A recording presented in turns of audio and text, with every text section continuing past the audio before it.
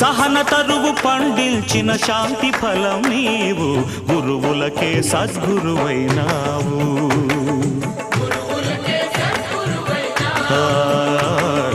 గురువులకే సద్గురువైనావు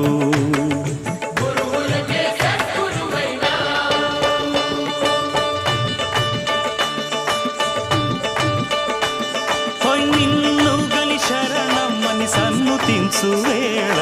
నిన్ను గని శరణమ్మని సన్నుతించు వేళ